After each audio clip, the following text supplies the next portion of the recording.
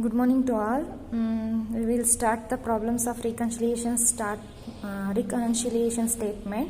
Before starting the reconciliation statement problem, first you should know the format of the reconciliation and memorandum of reconciliation statement. Okay, so ನಾವು problem ಮಾಡಬೇಕು ಅಂತಂದರೆ ನಮಗೆ reconciliation statement format and memorandum reconciliation statement format ಅನ್ನೋದು ಗೊತ್ತಿರಬೇಕು. So ನಿಮ್ಗೆ ಅದು ಗೊತ್ತಿಲ್ಲ ಅಂತಂದರೆ ರಿಕನ್ಸಿಲಿಯೇಷನ್ ಸ್ಟೇಟ್ಮೆಂಟ್ನ ಮಾಡೋದಕ್ಕಾಗಲ್ಲ, ಬಿಕಾಸ್ ಇದರಲ್ಲಿ ತುಂಬ ಕನ್ಫ್ಯೂಷನ್ಸ್ ಅನ್ನೋದು ಆಗುತ್ತೆ. Okay, this is a 14 marks sum questions. Okay, 2 marks ಒಂದು ಥಿಯರಿ, ಒಂದು 14 marksಗೆ ಒಂದು ಪ್ರಾಕ್ಟಿಕಲ್ಸ್ ಅನ್ನೋದು ಬರುತ್ತೆ as per Bangalore university. Okay, first one question. From the following figures, prepare reconciliation statement. Okay, net profit as per cost account.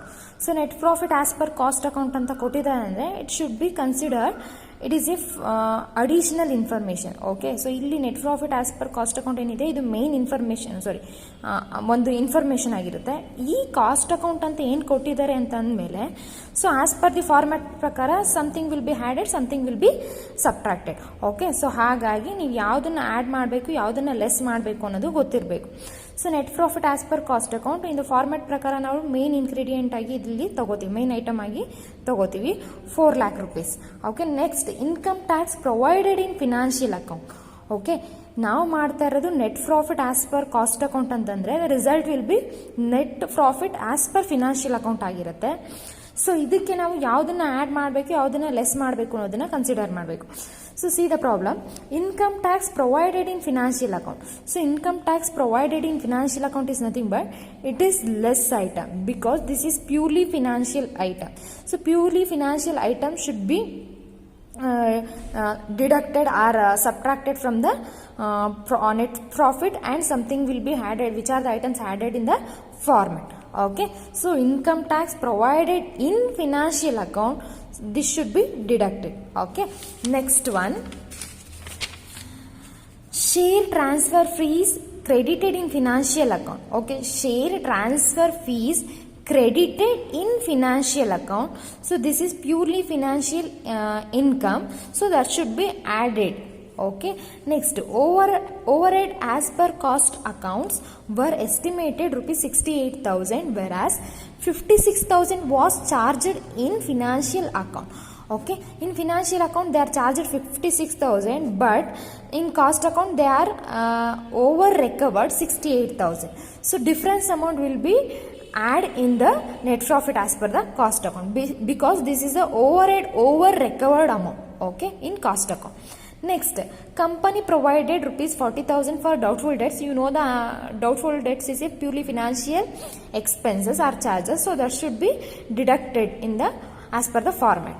Next, director fees shown in financial account. So this is also purely financial expenses because we are already ಇದನ್ನು ನಾನು already ಫಾರ್ಮ್ಯಾಟಲ್ಲಿ ಕೊಟ್ಟಿದ್ದೀನಿ. So ಹಾಗಾಗಿ this should be deducted. Depreciation charged in financial account, this is also purely financial expenses, that is also deducted. Value of closing stock in cost account 37,500. Okay, C value of closing stock as per cost account 37,500 and value of closing stock in financial account 41,500. So this is under valuation of closing stock because 37,500 charged in cost account, but when in financial account 41,500 is charged compared to cost account. In financial account charged more than cost account. So that's why this is a ನಾವಿಲ್ಲಿ treat ಮಾಡಬೇಕಾಗಿರೋದು cost ಅಕೌಂಟ್ಗೆ. So this is a under valuation of closing stock. Next, this should be added in the format.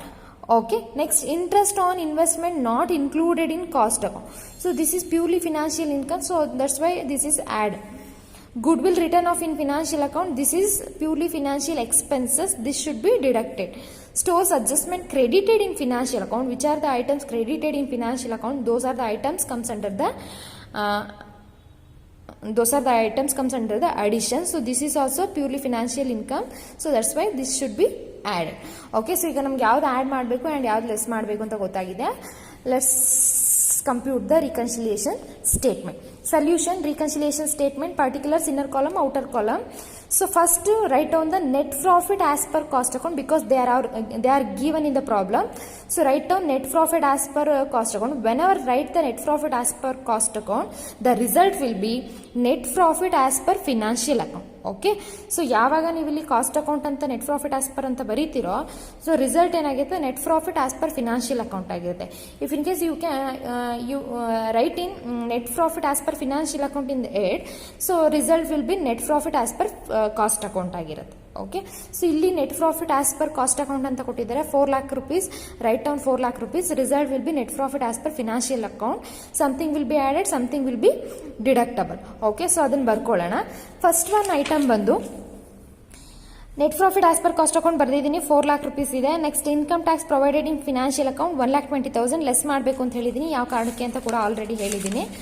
So income tax provided in financial account, this should be deductible. So the deductible item, so write down in inner column, amount column, 1,20,000. Next, share transfer fees credited in financial account, this is purely financial income, so that's why this should be recorded in additions. So share transfer fees credited in financial account 8,000. Overheads as per cost account were estimated 68,000, whereas 56,000 was charged in financial account. So this is a over recovery in cost account. So ಹಾಗಾಗಿ overheads over recovered in cost account ಅಂತ entry ಕೊಡಿ. 68,000 ಇಂದ 56,000 ನ less ಮಾಡಿ. 68,000 minus 56,000, difference amount will be recorded in inner column 12,000. Okay, next, company provided 40,000 for doubtful debts. This is a purely financial expenses, so that's why this should be recorded in deductible item. Doubtful debts 40,000.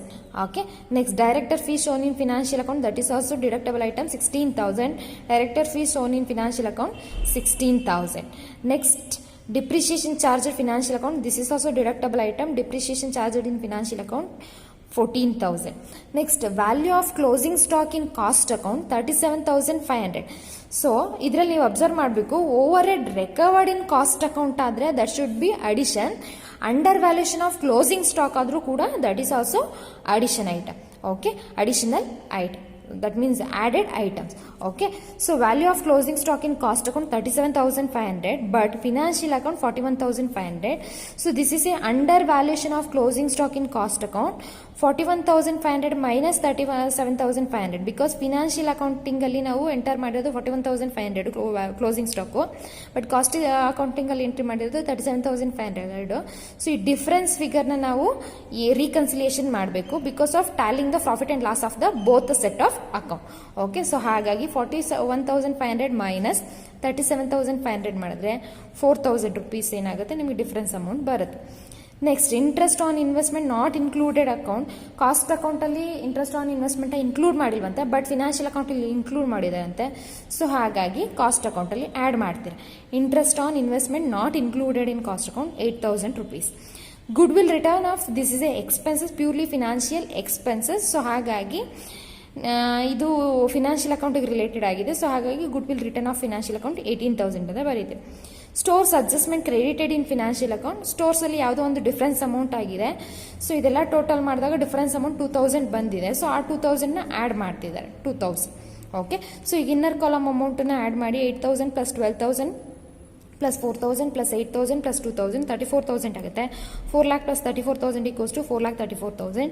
Again deductible ಐಟಮ್ಸ್ನ add ಮಾಡಿ 1,20,000 plus 40 plus 16 plus 14 plus 18,000 2,08,000 ಆಗುತ್ತೆ. Out of 4,34,000 ಅಲ್ಲಿ 2,08,000 less ಮಾಡಿದ್ರೆ net profit, the result will be net profit as per financial account 2,26,000. Okay, so ನಿಮ್ಗೆ ಈ problem ಮಾಡಿದಾಗ ನಿಮ್ಗೆ ಗೊತ್ತಾಗಬೇಕು which are the items added, which are the item should be deductible. ಅದಷ್ಟೊಂದು ತಿಳ್ಕೊಂಡ್ರೆ ನೀವು ರಿಕನ್ಸಿಲಿಯೇಷನ್ ಸ್ಟೇಟ್ಮೆಂಟ್ನ ಮಾಡ್ಬೋದು. ಓಕೆ, ಬಟ್ ಏನನ್ನ ಫೈಂಡ್ ಔಟ್ ಮಾಡೋದಕ್ಕೆ ಹೇಳಿದರೆ ಏನೆಲ್ಲ ಇನ್ಫಾರ್ಮೇಷನ್ ಕೊಟ್ಟಿದ್ದಾರೆ ಅನ್ನೋದನ್ನು ನೀವು ತಿಳ್ಕೊಬೇಕಾಗುತ್ತೆ. Next sum, from the following figures prepare a reconciliation statement. In this problem they are given financial account net profit also and cost account net profit also. ಅಂದರೆ answer and ಇದನ್ನ clue ಎರಡೂ ಕೊಟ್ಟಿದ್ದಾರೆ ನಮಗೆ, ಹಿಂಟನ್ನ. ಅದ್ರ ಬೇಸ್ ಮೇಲೆ ನಾವು ಅದನ್ನು ಟ್ಯಾಲಿ ಮಾಡಬೇಕಷ್ಟೆ. See, net profit as per financial account 1,13,000, net profit as per cost account 2 lakh rupees. Income tax provided in financial account ನಾನು ಆಲ್ರೆಡಿ ಹೇಳಿದ್ದೀನಿ, this is a deductible item because this is a purely financial charges. Shares transfer fees credited in financial account. Which are the items credited? Those are the items comes under the addition items are cost account ಜೊತೆಗೆ ನಾವು add ಮಾಡ್ತೀವಿ. So this is a add. Overheads recovered as per cost account and overheads charged in financial account ಇದೆ. So ಇದು overhead recovered, that means overheads over recovered ಅಂತ check ಮಾಡಬೇಕು. C, financial ಅಕೌಂಟಿಂಗಲ್ಲಿ 4,000 ಇದೆ. Recovered as per cost 34,000 ಇದೆ. ಇನ್ financial ಅಕೌಂಟಿಂಗಲ್ಲಿ 28,000 ಇದೆ. ಅಂದರೆ cost ಅಕೌಂಟಿಂಗಲ್ಲಿ compare to financial account over recovered ಆಗಿದೆ. So this is also additional added item. Next, director fees in financial account. This is deductible item. Company provided in doubtful debt deductible item because purely financial charges. Depreciation also purely financial charges. Value of closing stock in cost account 18,750. Value of opening stock in financial account 20,750. So see, cost accounting ಅಲ್ಲಿ 18,750 charge ಮಾಡಿದ್ದಾರೆ. Financial accounting ಅಲ್ಲಿ 20,750 charge ಮಾಡಿದ್ದಾರೆ. This is the undervaluation. Cost accounting ಅಲ್ಲಿ compare to financial accounting charge ಮಾಡಿರೋದು undervaluation. This is also added item.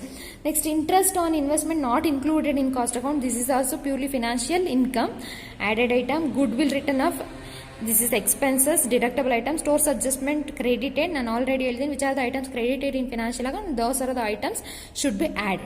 Okay, so same last problem ಯಾವ ರೀತಿ ಇತ್ತು ಅದೇ ಥರ ಇದೆ.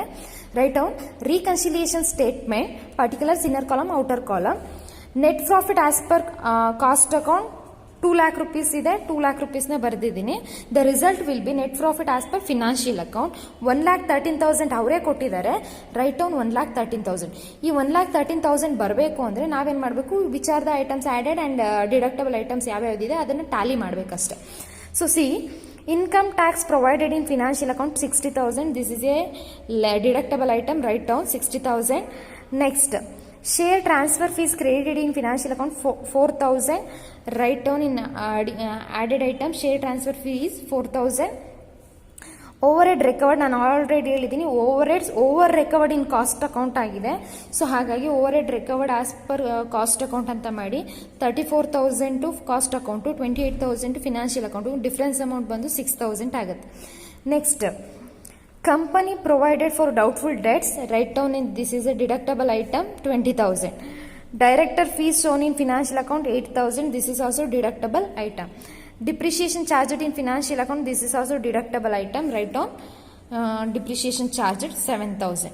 Next, value of closing stock in cost account 18,750. value of opening stock in financial account 20,750. this is the undervaluation in cost account. So ಹಾಗಾಗಿ undervaluation of closing stock in cost account ಅಂತ ಬರೀರಿ. 20,750 in financial accounting, 18,750 in cost accounting. Difference amount will be added in the net profit as per cost account. So 2,000 ಆಗುತ್ತೆ. Next, interest on investment included in cost account. This is added item. Write down 4,000. Goodwill return off in financial account 9,000. This is a purely financial expenses. Write down 9,000. Stores adjustment created in financial account. This is also added item. Write down 1,000. So stores adjustment created in financial account 1,000. So add ಮಾಡಿ total inner column of added ಐಟಮ್ಸ್ನ 4,000 plus 6,000 plus 2,000 plus 4,000 plus 1,000 total 17,000. 2 lakh plus 17,000 equals to 2,17,000. Next, deductible items ಬಂದು 60,000 plus 20,000 plus 8,000 plus 9,000 plus 7,000 total 1,04,000 ಆಗುತ್ತೆ. 2,17,000 minus 1,04,000 ಮಾಡಿದ್ರೆ 1,13,000 to Tally ಆಗುತ್ತೆ. This is the second one question. Next, come to third one question. This is fully different compared to last two sums. Okay, see the problem. X Associates Limited gives the following particulars for the year ending 31st/3/2014. They are given trading and profit and loss account. Okay, so trading, profit and loss account, particulars rupees, particulars amount call. Purchases 1,60,000, carriage inwards 10,000, wages 40,000, gross profit carried on 1,20,000, total 3,30,000, sales 3 lakh, closing stock as per finished goods 30,000, total 3,30,000. Next, salaries 35,000, rent 25,000, depreciation 5,000, selling expenses 30,000, distribution expenses 15,000, net profit 24,000. Gross profit brought down 1,20,000. Commission 12,000. Discount 2,000. Total 1,34,000, 1,34,000. This related to financial account information. Okay. So trading and profit and loss account should be calculated under the financial account. So that's why this is a financial account information. Next. In cost accounts of the following information is available. Closing stock was valued at 40,000. Depreciation charges 7,700. Administration overheads, salary, rent absorbed at 52,000. Selling expenses were recovered at 8% on sales. Distribution expenses recovered at rupees 18,000. Show the profit as per cost account and prepare a reconciliation statement as on 31st/3/2014. So ನೋಡಿ ಇಲ್ಲಿ ನಮಗೆ ಅವ್ರು ಏನಂತ ಹೇಳಿದ್ದಾರೆ, first show the profit as per cost account ಅಂತ ಹೇಳಿದ್ದಾರೆ. ಅಂದ್ರೆ you should be prepared the cost sheet ಅಂತ ಹೇಳಿ. ಓಕೆ, ಫಸ್ಟ್ ಕಾಸ್ಟ್ ಶೀಟ್ ನ ಪ್ರಿಪೇರ್ ಮಾಡೋಣ. Statement of cost and profit X associate limited for the year ended 31st/3/2014. So ನಿಮ್ಗೆ ಗೊತ್ತಿದೆ cost accounting prepare ಮಾಡೋದು. ಫಸ್ಟ್ ನೀವೇನು ಮಾಡ್ತೀರಾ, ಡೈರೆಕ್ಟ್ ಇನ್ಫಾರ್ಮೇಷನ್ನ ಆ್ಯಡ್ ಮಾಡ್ತೀರಾ and then comes to direct material, direct labour, direct expenses ಆದರೆ prime cost ಬರುತ್ತೆ. Prime ಕಾಸ್ಟ್ಗೆ ವರ್ಕ್ಸ್ ಓವರ್ ಹೆಡ್ನ ಆ್ಯಡ್ ಮಾಡಿದ್ರೆ ನಿಮಗೆ ವರ್ಕ್ ಕಾಸ್ಟ್ ಬರುತ್ತೆ. ವರ್ಕ್ ಕಾಸ್ಟ್ಗೆ ಆಫೀಸ್ ಆ್ಯಂಡ್ ಅಡ್ಮಿನಿಸ್ಟ್ರೇಷನ್ ಎಕ್ಸ್ಪೆನ್ಸಸ್ನ ಆ್ಯಡ್ ಮಾಡಿದ್ರೆ ನಿಮಗೆ ಆಫೀಸ್ ಆ್ಯಂಡ್ ಅಡ್ಮಿನಿಸ್ಟ್ರೇಷನ್ ಕಾಸ್ಟ್ ಬರುತ್ತೆ. ಆಫೀಸ್ ಆ್ಯಂಡ್ ಅಡ್ಮಿನಿಸ್ಟ್ರೇಷನ್ ಕಾಸ್ಟ್ಗೆ ಸೆಲ್ಲಿಂಗ್ ಆ್ಯಂಡ್ ಡಿಸ್ಟ್ರಿಬ್ಯೂಷನ್ ಎಕ್ಸ್ಪೆನ್ಸ್ನ ಆ್ಯಡ್ ಮಾಡಿದ್ರೆ ನಿಮಗೆ ಟೋಟಲ್ ಕಾಸ್ಟ್ ಬರುತ್ತೆ. ಅದಕ್ಕೆ ಪ್ರಾಫಿಟ್ನ ಆ್ಯಡ್ ಮಾಡಿದ್ರೆ ಸೇಲ್ಸ್ ಬರುತ್ತೆ. This is a cost sheet format. Okay, so ನೋಡಿ ಇಲ್ಲಿ ಪರ್ಟಿಕ್ಯುಲರ್ಸ್ ಅಮೌಂಟ್ ಕಾಲಮ್ ಅಂತ ಬರೀರಿ. ಪರ್ಚೇಸ್ ಆಫ್ ರಾ ಮೆಟೀರಿಯಲ್ ನಮಗೆ ಇಲ್ಲಿ ಡೈರೆಕ್ಟ್ ಇನ್ಫಾರ್ಮೇಶನ್ ಕೊಟ್ಟಿಲ್ಲ, ಬಟ್ ಏನು ಫಿನಾನ್ಷಿಯಲ್ ಇನ್ಕಮ್ ಇನ್ಫಾರ್ಮೇಶನ್ ಇದೆ trading in profit and loss account ಅಲ್ಲಿ ಡೈರೆಕ್ಟ್ ಇನ್ಫಾರ್ಮೇಶನ್ ಅದೇ ಇನ್ಫಾರ್ಮೇಶನ್ ಆಗಿರುತ್ತೆ ನಮಗೆ. ಸೊ ಪರ್ಚೇಸಸ್ 1,60,000 ಇದೆ, ಕ್ಯಾರಿಯೇಜ್ ಇನ್ವರ್ಡ್ 10,000 ಇದೆ, ಡೈರೆಕ್ಟ್ ವೇಜಸ್ ಬಂದು 40,000 ಇದೆ. ನೋಡಿ, purchases of raw material 1,60,000, add carriage inward 10,000. 1,60,000 plus 10,000 equals to 1,70,000 is the cost of raw material consumed. Add direct wages 40,000. So total prime cost is 2,10,000. Okay, total prime cost is 2,10,000 ಆಯ್ತು. Add works over head. So add works over head ನಮಗೆ ಇಲ್ಲಿ cost account information ಕೊಟ್ಟಿದ್ದಾರೆ. C depreciation. So works over head ಅಲ್ಲಿ ಬರೋದಾದ್ರೆ ನಾವು work ಮಾಡೋ ಹತ್ರ ಬರುವಂಥ ಮೆಷಿನ್ ಮೇಲೆ ಆಗುವಂಥ ಡಿಪ್ರಿಸಿಯೇಷನ್ ಬಂದು 7,700 ಇದೆ. So this expenses related to work over head expenses. So write on depreciation 2,10,000 plus depreciation is 7,700, 2,17,700. So this is a works cost. Okay, 2,17,700 is a work cost. Next heading, second one heading, office and administration overhead. Office and administration overhead direct information ಕೊಟ್ಟಿದ್ದಾರೆ. Salary and rent absorbed ಬಂದು 52,000 ಅಂತ ಹೇಳಿ. Write down 52,000 to office and administration expenses. 2,17,700 plus 52,000, 2,69,700 is the cost of production. Okay, ಇಲ್ಲಿ ನಮಗೆ closing stock of finished goods ಕೊಟ್ಟಿದ್ದಾರೆ. Okay, so ನೋಡಿ problem ಅಲ್ಲೇ ಹೇಳಿದ್ದಾರೆ ನಮಗೆ. ಒಂದು ನಿಮಿಷ.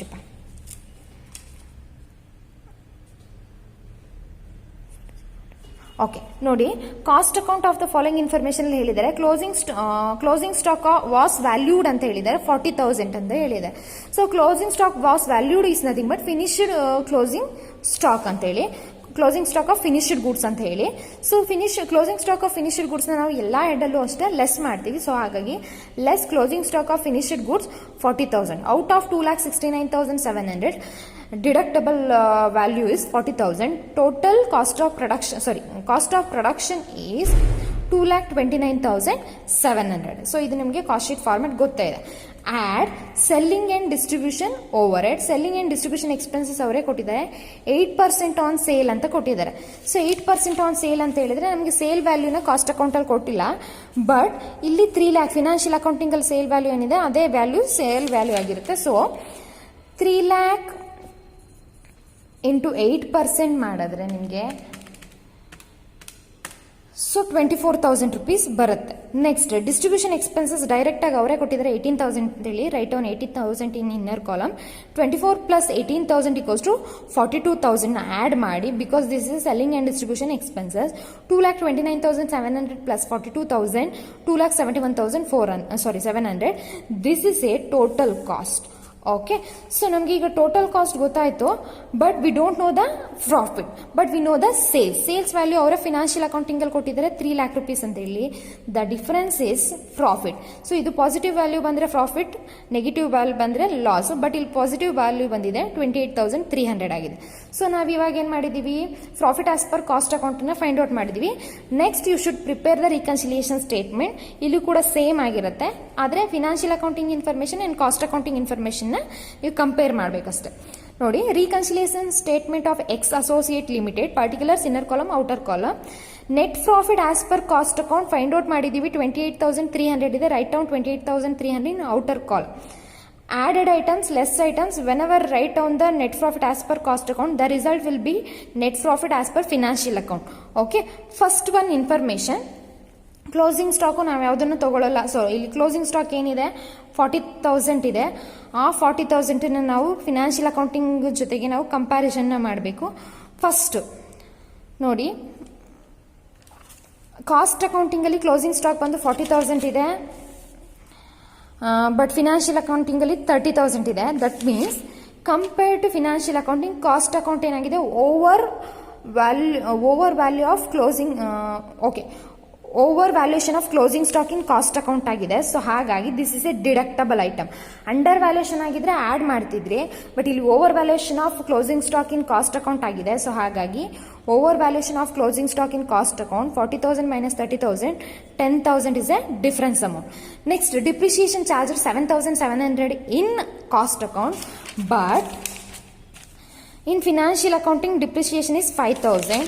So compared to financial account, cost accounting ಅಲ್ಲಿ ಏನಾಗಿದೆ ಓವರ್ ರಿಕವರ್ಡ್ ಆಗಿದೆ. ಸೊ ಹಾಗಾಗಿ this is also added item. So depreciation over recovered in cost account 7,700 in cost account, 5,000 in financial account. Difference amount is 2,700 ಇಲ್ಲಿ add ಮಾಡ್ತಿದ್ದೀರಾ. Next, administration over head salary rent absorbed 52,000 ಆಗಿದೆ. ನೋಡಿ,